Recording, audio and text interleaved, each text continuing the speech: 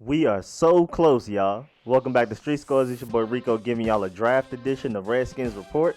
I'm here to present my final 2019 mock draft. This is a more realistic mock draft based off of needs, team meetings, prospect workouts, and various other sources that reveal who we may draft.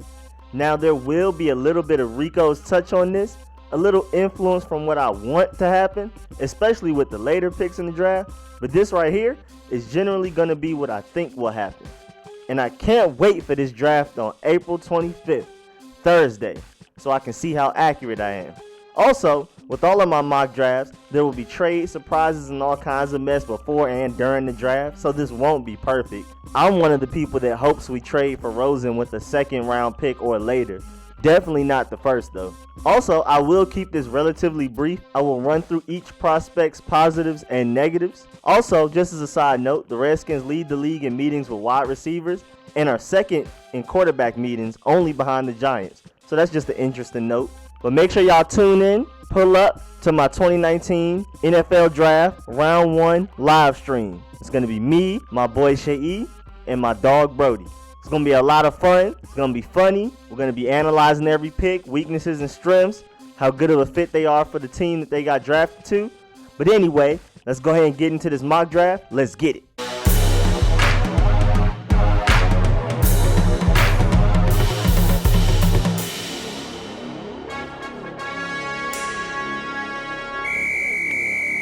First pick, Brian Burns, edge out of Florida State.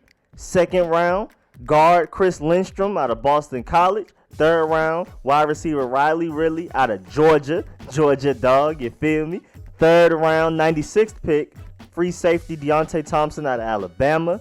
Fifth round, cornerback Mark Fields out of Clemson. Then our second fifth round pick, tight end Isaac Nauta out of Georgia. Georgia dog, you feel me? Sixth round, wide receiver Jalen Hurd out of Baylor.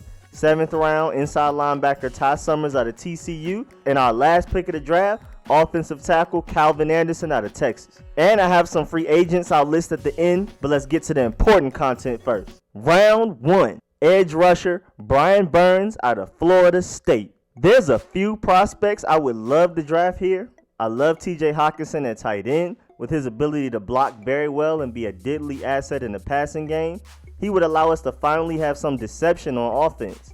When Jordan Reed is in the game, we're almost always going to pass it. When Jeremy Sprinkle is in the game, we're almost always running it. Defenses know exactly what we're doing before we even do it based on our personnel. TJ Hockenson would fix that and change our offense dramatically. Also, I love DK Metcalf, a rare specimen of a prospect. His athleticism is generational, but he's a little unproven with an underdeveloped route tree, and he doesn't have the most sure hands in the draft at all. But there hasn't been somebody with his elite traits in the draft in years. And I also love Devin Bush because he would give us the best young linebacker group in the league, easily. And then we got Brian Burns. Positives: good first step and burst off the snap, not elite, but good enough to beat linemen off of just burst and running past them with long strides and minimal technique. He has great bend. He is very flexible, but just doesn't bend well through contact. Long arm tackles can force him to run wide angles around but when he lines up very wide, he has the burst, flexibility, and shoulder dip to just bend around and pass tackles. He also has a wide variety of rush moves. His hands aren't violent due to his lack of strength, but his technique is ridiculous. His ability to use so many rush moves allows him to play chess with tackles throughout the course of a game. He'll use a swim move to the inside one play, then fake inside and club to the outside the next. And then when they set their feet to fight both of these moves, he can just do a push-pull. It's really not fair. And along with his great initial hands and moves, his counters are crazy too. He reads the blocker in front of him to decide which attack is best. And if it does not work, he has the motor and technique to come up with an effective counter. He is solid in run defense, very underrated. Not only does he not get pushed around and holds his ground at the line of scrimmage and setting the edge, but he also does a decent job at identifying where the runner is and choosing a plan of attack to get to him. And his last positive is his tackle radius. His arm length and athleticism allows him to make tackles that most people can't make. Now his negatives, not many. Nothing just sticks out. His worst trait would be his ability to stack and shed and run support, but with his frame, he could easily bulk up at the NFL level and gain a lot of strength. His lack of strength, well, not even his lack, because it's not a big weakness, and his frame can gain a lot of muscle to help it out, but his strength is the source of most of his problems. Once he gets in an NFL gym and workout program, he'll bulk up, and his run defense will be even better than it already is. But as of today, if he had to play in the NFL today, he would struggle due to his lack of bulk and strength.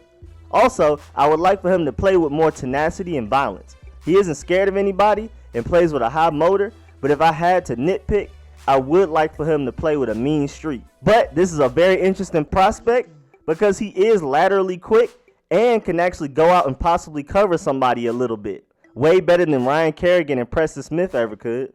Round 2. Guard Chris Lindstrom out of Boston College. Just so you know, he's the right guard, number 75, going against the great Clemson defensive line.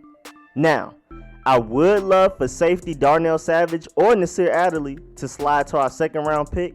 In my preference, I prefer Nasir Adderley, but I also really like Darnell Savage, but I doubt either of them will make it to our second round pick. And we all know we need wide receiver like nobody's business. But I believe the third round, especially with us having 2 picks, is a sweet spot for value. So why not go ahead and shore up the offensive line with a difference maker at left guard, which is one of our biggest needs. Because as of right now, it looks like 2019 will be running the ball with a great defense. That's how we'll win games. And we need an immediate impact starter at left guard, along with some health to allow us to do that. And with that said, there's only a select few offensive linemen in this draft that can start day one and actually have a real impact on games. And Chris Lindstrom is one of them for sure. Positives. One of the most athletic interior offensive linemen in this year's draft. So there are no limitations in his game. Whatever he can't do right now, his athleticism gives him room to grow and develop it later. But there's not much he can't already do.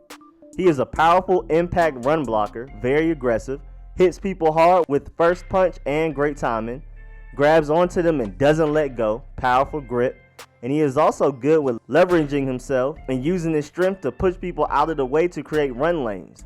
He finishes blocks very well too, doesn't stop pushing with full force till the play is done. And he has a nasty mean streak to him. Pass blocking wise, he has good posture, body control, balance, good enough feet, and a strong anchor. He is strong enough to take on powerful rushers, but is also athletic enough to take on the quick and speedy rushers. He has played tackle quite a bit before, so he is well adept to handling interior pass rushers who are not as lethal as edge rushers. Speaking of athleticism, he is a great puller with the speed and balance to get to the second level to take linebackers and DBs out of the play. Also, he looks for work. When he has nobody to block, he is always looking to pick up late rushers or a blitzer, or goes and helps out a fellow blocker. And he does so with a lot of aggression. He also responds well to stunts and various pressure packages that defenses send at him. And what's really good is that he can be very impactful and consistent in both zone and gap run blocking. Very versatile. Now the negatives. He doesn't really have any true negatives. One of the more sure prospects in this draft, especially as far as offensive line goes. I don't understand why somebody like him would slip to the second or maybe even the third round like I've seen in so many mock drafts online. And even when I run my own mock drafts through the Draft Network machine, he's available to take with our 46th pick like 90% of the time. I don't get it. But if I had to nitpick, I would have to say his feet sometimes lag behind his upper body, so his body may be out of sync sometimes, but this isn't often. And even when he is out of sync, his athleticism, IQ, and technique, as far as hands, body posture, and leverage, bail him out almost every time. He also lets his pad level get a little too high at times, but I'd expect that from somebody who was used to bullying the defensive lineman in front of him. Sometimes you might get a little lazy when even when you don't get your pad level low enough, you still push the guy in front of you around like he's a child. But all of these issues, inconsistent feet and pad level, not only get covered up by his other great traits, but they're also easily coachable and fixable. He's a can't miss prospect at a position we need really bad. He even has some upside and room to become even better than what he is day one. So if he's available at 46, we better sprint to the podium. Round 3, Ridley out of Georgia. Georgia dog, man.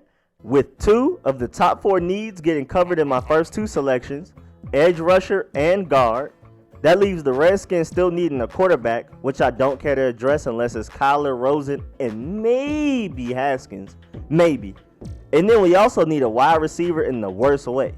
And why look any further than the best route runner in the draft? And you know what else? He's a Georgia dog. Positives. Route running, plain and simple. I can definitively say that he is the best route runner in this draft. The nuance in his route running, his acceleration and deceleration are crazy. Stops on a dime and can take off from standing still as good as anybody in this class. He is explosive, and it all starts with his release, where he opens up his strides immediately. And he has the footwork, hands, and IQ to beat press man coverage easily. And he has the IQ, awareness, and tools to consistently beat zone coverage too. His footwork is impeccable. He does all of the little things right. He sells routes very well with his body language, head, legs, and feet. He doesn't give off any hints to which route he is running.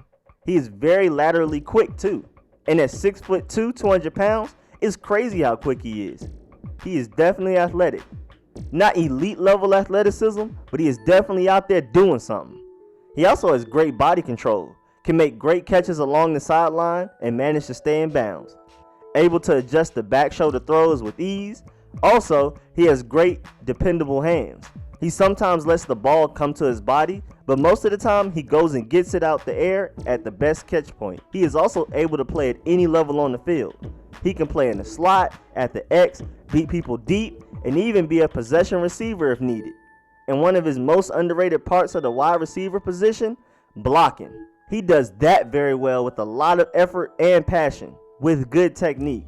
He takes it very seriously. High motor, high competitor. Now the negatives. He isn't the fastest receiver, running a 4.58 40 time, which is pretty slow. He is explosive and quick, but his long speed isn't great. It is good, but it's not great. And then his biggest weakness is his lack of production and use within Georgia's offense. It's not really his fault, with Georgia having so much talent, and not only just the receiver position, but also we're running back you. That's a fact. And we have talent at the tight end position. And Georgia just spreads the ball amongst all of them. We never feature any wide receivers. Not yet, at least. But then again, why was Ridley not good enough to truly separate himself from the pack? That's what makes me hesitate on him just a little bit. But even though other people fault him for this, which is why he could easily make it to the 3rd round and beyond, I don't. There is so much potential in Ridley's game. And he already has the hardest stuff down pat. Like almost 100%. Route running and blocking. He can improve his hands at the NFL level, even though they're already good. He's a can't miss prospect too. Very high floor with some room to grow.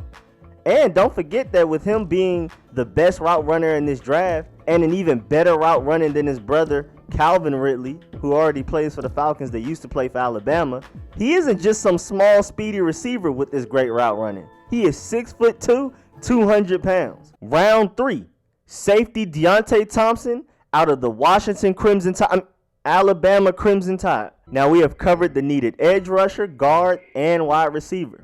Now we have some great value with our 2nd, 3rd round pick. And where can we get an almost Tim Settle-like value? In the late 3rd round with a safety that had such high hopes just a few months ago. My oh my, have we fallen from grace. Halfway through the 2018 season, he looked like a surefire 1st round pick. Maybe even top 15. I was worried he wouldn't make it to our pick. He was making plays everywhere. Then it just went all downhill from there, especially on the biggest stages, the playoffs and the national championship. He looked a little shaky in the limelight, but the traits are undoubtedly there. Positives. His speed and length allow him to have a range superior to almost all safeties in his class. He has the potential to play single high safety and work sideline to sideline by himself when he gets his instincts and IQ up to par.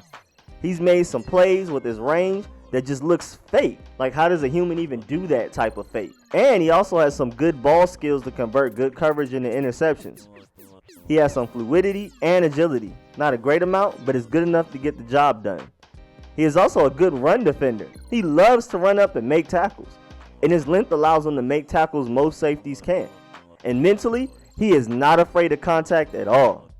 He will get active in the run game and hit folks. He is very competitive and is not afraid to take risks, whether it be a hard-hitting tackle or diving for an interception or making a break on the ball and trying to read a route. Now the negatives. He is very thin, so even though he is very willing to get in the box and make some tackles and run into people, it wouldn't allow him to last long in this league with that frame.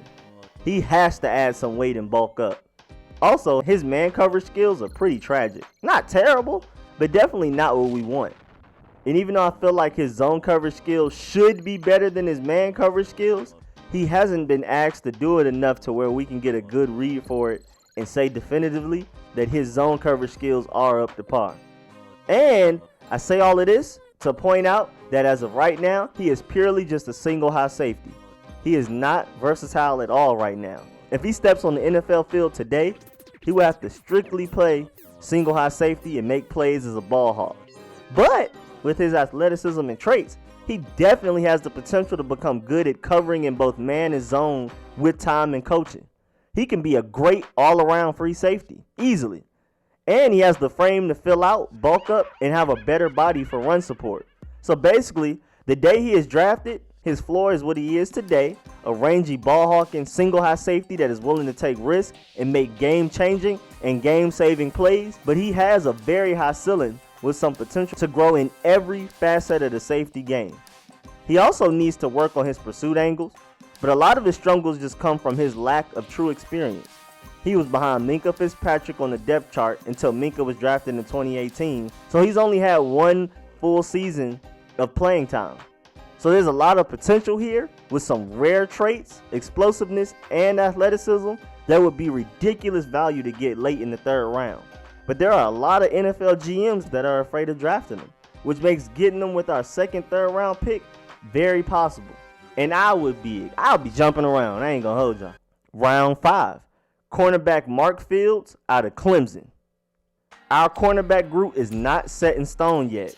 There's a lot of pieces that could all work out, but with Josh Norman very possibly being done here after this year, Fabian Moreau still growing, not proven, and Quentin Dunbar having a mysterious injury to where we don't know how serious it actually is, I feel like we would be wise to bring in some raw cornerback talent with a low floor, very high ceiling.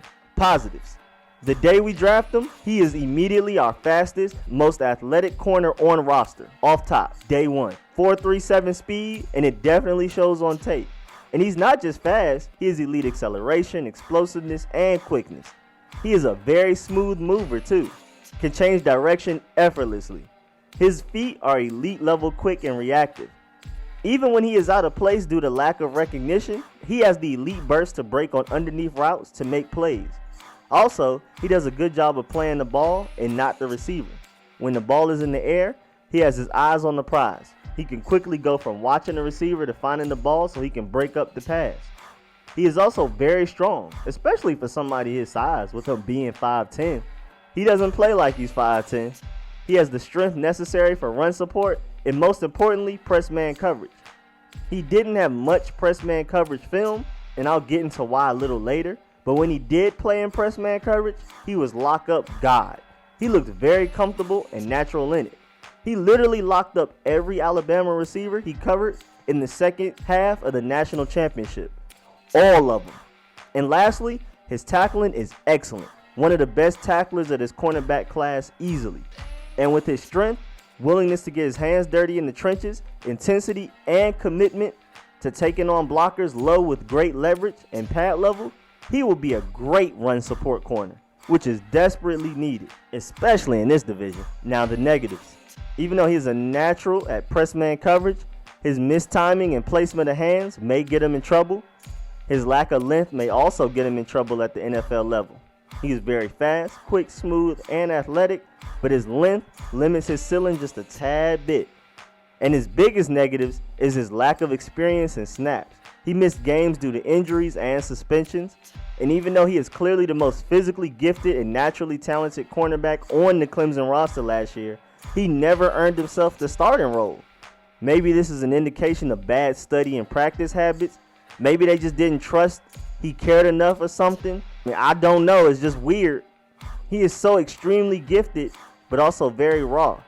He makes bad decisions on the field as far as route recognition and risk taking quite a bit, more often than we would like.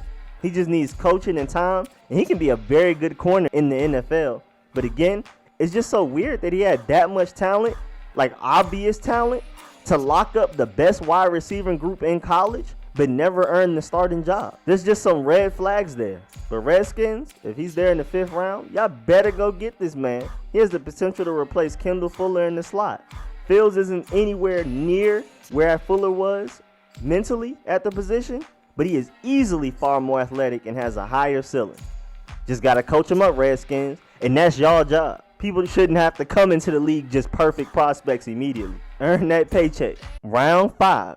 Tight end Isaac Nauta out of Georgia.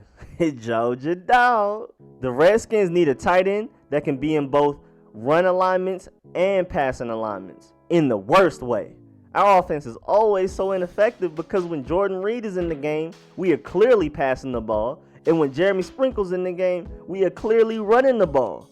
A tight end that can do both run block and go out there and create separation with route running is a necessary commodity in this league, and especially for our Stello offense. And in that case, here goes Georgia dog Isaac Nauta. Positives: relatively smooth route runner that has a knack for creating enough separation without Georgia having to scheme him for it. He can separate from linebackers and defensive backs enough just off of his talent alone. He doesn't get some crazy amount of separation, but it is enough for a quarterback to feel comfortable throwing it to him, especially with his contested catch ability, which is one of the best parts of his game. He has good hands and does a great job of boxing out defenders for contested catches. His strength, concentration, and leaping ability in traffic in the middle of the field is great. Dependable target in the middle of the field when you need to convert a 3rd and 4. That's easy money for him. He also has enough speed to be relatively effective at all levels in the passing game. He can surprise some defenders with his ability to get down the field in a hurry. And then for the other half of being a tight end, blocking, he has everything he needs. The strength, the length, intensity, nasty demeanor to be effective and at times dominant in both pass blocking and run blocking. He is very physical, is not afraid of contact, and unlike Jordan Reed, Vernon Davis, and Jeremy Sprinkle, he attacks the defensive player that he is blocking. He doesn't just wait for them to engage with him and then do his best to just stay in the way. He goes and gets them with a powerful strike, then uses his strength, length, and nasty attitude to get people out of the way. He also has a lot of technique with this, which I could dive into for another 10 minutes alone, but y'all get the point. His blocking is excellent. Sound technique, aggressive, strength, everything you need. Now the negatives. He doesn't offer a lot in yards after catch. Once he makes a catch, don't expect him to take it to the house. He will get physical and scratch for a few more yards, and he will not just run out of bounds. He will absorb hit after hit and keep going until somebody brave enough or strong enough comes up and lays a final hit. But he isn't elusive enough to just be out here making people miss. Also, as far as separating and route running, he isn't explosive and quick. He also doesn't use creative footwork to deceive defenders covering him. And to nitpick his blocking, he should learn to do a better job of 1, holding his grip on defenders he's blocking, 2, keeping great leverage and pad level, and 3, gain some weight in his lower body to get more of an anchor. And lastly, and most importantly, his combine speed is his biggest weakness easily. That's what has everybody worried. Horrible. Man's them ran a 4.91 40 time, which would literally make him one of the slowest tight ends in the league immediately. I've heard a lot of draft analysts say that he might even go undrafted because of this terrible 40 time. But that's ridiculous because he clearly plays fast on film. You can see it on the highlights right now. And he played in the SEC with the strongest and fastest talents in the country. If he can separate against SEC DBs and block well against SEC trench players, then I don't see why an ugly 40 time and limited production matters so much. People gonna end up making the same mistake they made with wide receiver Michael Thomas when he was coming out of Ohio State. Lack of production and a combine that didn't wow people, but just look at the traits and potential and take a risk on Nauta like the Saints did with Michael Thomas. Also, Nauta had one drive against Florida where he was clearly featured as the primary target, and he came up big. In the 2-minute drill heading into halftime, he was making catch after catch and almost single-handedly carrying Georgia all the way down the field. So even though he didn't get a lot of looks in his college career, that drive showed that he can handle heavy targets and pressure situations. But in conclusion, with how Georgia spreads the ball, heavily depends on its running game, and rarely featured tight ends in its passing game, NFL teams can draft Georgia receivers and tight ends, especially tight ends, at a sale-like value. If Nauta played in an offense that featured its tight ends like Iowa, his draft floor would have been second round, third at the very latest. And with his excellent blocking and high passing game potential, he is a very high ceiling prospect that I am much higher on than most people.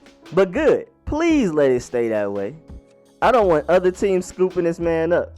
Because even if for some reason his effectiveness as a pass catcher is as terrible as some people may think it will be, he will still already be the best blocking tight end on our roster the day we draft him. Like immediately. But that's a Georgia dog for you. Round 6. Wide receiver Jalen Hurd out of Baylor. Even though Cam Sims, Trey Quinn, and Paul Richardson haven't had real chances to show what they can do due to injury problems for all three of them, I feel like it couldn't hurt to add another wide receiver to the mix. Let Ridley and Jalen Hurd put some pressure on this 2018 wide receiver class. And I love the potential of Jalen Hurd. It's crazy nobody is talking about him. He was just a 5-star running back recruit and led Tennessee in rushing as a true freshman. But then he suffered a concussion, and then he wanted to change positions to avoid further injuries from running back to wide receiver.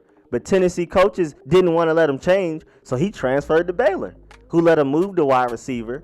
He had to sit out a year to learn the position, which he did shockingly fast, but then he went into 2018 ready to make things shake, leading Baylor in receiving while also playing a little bit of running back on occasion. Positives: freakish athlete. He is 6'5", 230 pounds, but he can run a 4.47 40 time.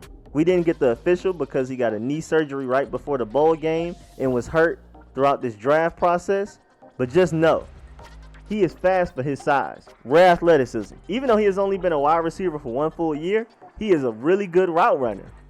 Far ahead of DK Metcalf and our own Cam Sims. The attention to detail, the ability to deceive defensive backs with ambiguous body language and shifty feet. He can manipulate corners to get out of position with his route running. He is very quick and sudden in his breaks, which creates separation. And with his strength, size, experience in the slot, and working in the middle of the field and traffic a lot, he is a very good contested catcher. He naturally high points and catches the ball where defensive backs don't even have a chance to touch it. He has great hands and attacks the ball. Not a body catcher at all. And he consistently makes catches when he is getting hit in the back and already getting tackled or grabbed on. He catches through pass interferences. This is what makes him so lethal and dependable in the middle of the field and in the red zone. Just imagine a faster Cam Sims with better route running, separation skills, and hands. He's also versatile. Not only does he have a lot of experience at running back, which makes his yards after catch ability better than expected, even though it's not great, but it's better than what you'd expect from somebody his size. But he's also played in the slot the majority of the time. So even though he is better suited to move outside to play wide receiver, and it won't be hard for him to make that transition, he has the irreplaceable experience and skills of a slot receiver that needs crisp route running to get open in high traffic situations. Also, even though he doesn't have the technique and strategy down to be an effective blocker, he has the size, length, and tenacity to hem people up. But what I like most about him is how motivated he is. He is easily one of the 20 most motivated people in this draft. After being a highly coveted high school recruit to being doubted every step of the way, becoming a wide receiver up to this draft process. And he will be doubted even further after he is drafted with his limited experience at the wide receiver position. Now his negatives. Even though his route running is really good in a lot of ways, he still needs to finish his routes at full speed. Also, he played in the slot the vast majority of times, so he will have to learn the nuances of running vertical routes from the outside receiver position. Also, even though he is very fast 40 time wise, he never really just ran past people like you'd expect. And he is quick and has some burst to him, but his burst isn't elite, so very athletic corners may be able to stick with him a little. But that really doesn't matter because he has great hands and good contested catch ability. But he does need to learn how to make tough catches better. When throws are thrown off target, but within his catch radius, he struggles to adjust and reel them in. Also, as far as blocking, he doesn't know how to mirror defenders' movements yet, so a lot of the time, he just lunges at them and misses, or eventually loses control of them after a while once they put up enough of a fight. And lastly, his biggest glaring weakness is his release. He doesn't have much experience against press man coverage because he's been in the slot so much. He has the traits to beat it and stays low off the snap, but he needs to become more consistent with his hands to get defensive backs out of his way. Round 7. Inside linebacker Ty Summers out of Texas Christian University, aka TCU. In these late picks, I feel like it's definitely the right time to take risk on high ceiling, low floor prospects. Also, I feel like we should add some depth behind Reuben Foster, Sean Deion Hamilton, Mason Foster, and Josh Harvey Clemens. So it seems about right to take that man Ty Summers with our first 7th round pick. Positives: physical traits, ran a 4.51 40-yard dash, great vertical speed, he is strong, converts his speed to power well, he does a good job of keeping his pad level low against oncoming blockers, he is an excellent tackler in the box, and he plays with a high motor at all times. And he's a little versatile, having played at the edge occasionally and holding his own. Now the negatives: even though he is vertically fast, he is not laterally fast, similar to Zach Brown. And although he is a great tackler in the box, he's pretty average in the open space. His coverage skills are not trustworthy. And his biggest weakness is that he doesn't have high IQ and great instincts. He's late to react. This can be improved on with his good traits and high ceiling, but it definitely needs a lot of work. His floor is a great special teams contributor, and his potential, if he can learn how to react faster and read offenses, could become a quality depth player behind our young stars that we already have at linebacker. Round 7, offensive tackle Calvin Anderson out of Texas. I had him in my last mock draft, and I still believe the Redskins should take a flyer on this guy. Jerron Christian has not looked any type of trustworthy yet. Ty Nsekhe is gone, and both Trent Williams and Morgan Moses scare me health-wise. So we are in desperate need of some good offensive tackle depth. And he is number 66 at the left tackle position, for those of y'all who don't know, watching this highlight tape on the screen. Now, positives: smart offensive lineman that isn't usually fooled by stunts and all types of blitz packages. He is athletic enough to pull from the tackle position. He also has great length for the tackle position to swallow up speedy edge rushers. He has decent balance. He also has a good anchor that bails him out when his upper body strength isn't enough. Once he plants his anchor down, he can stand his ground against stronger edge rushers. He also has light enough feet to mirror defenders and usually stays in front of them no matter which direction they attack initially. Now the negatives: he suffers from hip tightness, which limits his ability to be very effective at pass protection. Needs to work on his timing for punches, but he gets bailed out by his length a lot of the time. His balance is compromised by his tight hips. His balance is actually pretty good, but his hip tightness makes him fall off balance when he has to turn suddenly. Also, his technique needs a lot of improvement. But this is fixable, especially for somebody with as much length as he has. Even though his anchor is strong, he can be countered with a move back to the inside due to his tight hips and lack of flexibility. Really, his tight hips and lack of flexibility is the root of like 90% of his problems. He has no choice but to gain excellent technique to make up for this. Like, for example, even though he has good light feet, his footwork needs to be improved so that he can keep a solid base with proper width. But all in all, he has traits that can be built on, and with how bad Jerron Christian looked last year, it would not hurt to bring him in just to add some competition in training camp. You never know, he might beat Jerron Christian out. Now, undrafted free agent wise, I would like the Redskins to look at the same people I mentioned in my last mock draft. Wide receiver Justin Christian from Marist College, cornerback Jabal Peters out of Mississippi State, safety Justin Clifton out of Arkansas State, quarterback Kyle Kempt out of Iowa State, and tight end Matt Sakal out of Michigan State. Some good prospects with some moldable traits and relatively high ceilings. And there's a few names that the Redskins have met with one way or another, and that includes inside linebacker Darius Harris, running back Jordan Ellis, and many others. It never hurts to bring depth and competition to training camp, and I just named a few names for the Redskins to consider bringing in after the draft. But that's it for my final 2019 mock draft. Thanks for the view. I would pass out if we finished the draft with these picks.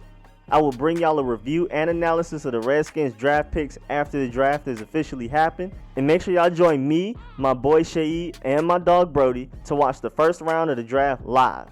Analysis, instant reactions, and laughter. I got y'all back. Stay locked. Also, get in them comments. Let me know how y'all feel the Redskins will and or should draft. Agree, disagree, debate. And while y'all at it, make sure y'all Dolomite fake punch that like button. Favorite, subscribe. I'll subscribe back. And most importantly, comment and share. And again, thank y'all for the support. I'll catch y'all later.